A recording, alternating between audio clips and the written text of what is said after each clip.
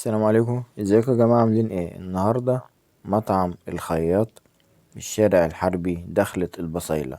مطعم الخياط عامل قلبان، عامل عروض، عامل اقل شندوتش فول او طعمية ب8 جنيه. 8 جنيه يعني اي طبق ب5 جنيه. اي طبق يخطر ببالك 5 جنيه.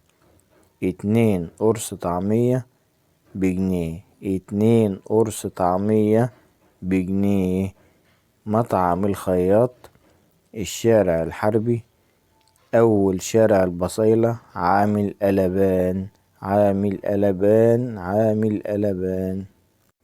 ونقول من تاني: مطعم الخياط، الشارع الحربي، أول طريق البصيلة، عامل قلبان.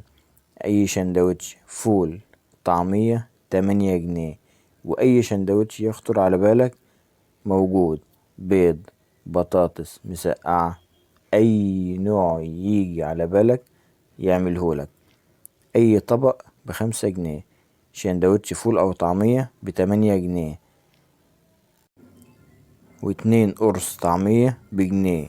2 قرص طعمية بجنيه، وبنأكد 2 قرص طعمية بجنيه، لأن ده مش موجود في أي مطعم وأي محل. المفروض يعمل عروض، الناس محتاجة اللي يطمنها.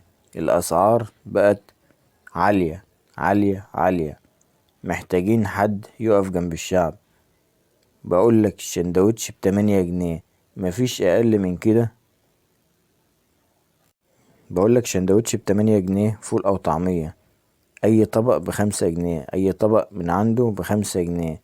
بتنجان، سلطة، مخلل، بابا غنوج، شكشوكة، أي طبق عنده ب5 جنيه. الشندوتش ب8 جنيه. 2 قرص طعمية بجنيه، يعني 2 قرص طعمية بجنيه. عجباني أوي الكلمة دي، 2 قرص طعمية بجنيه.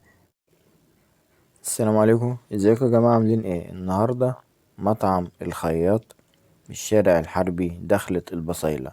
مطعم الخياط عامل قلبان، عامل عروض، عامل أقل شندوتش فول أو طعمية ب8 جنيه.